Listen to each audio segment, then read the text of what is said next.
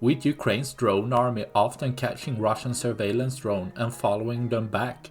Ukraine's targeting range has increased further, making it less possible for Russia to hide with distance. With this ZALA drone getting collected and brought back to an operation house, it could be targeted by the ground-launched small-diameter bomb with perfect precision.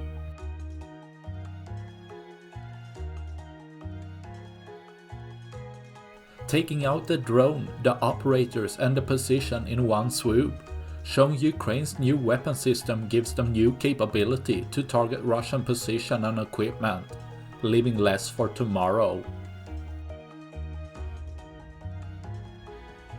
That's all I had for this video. Please like and subscribe for more.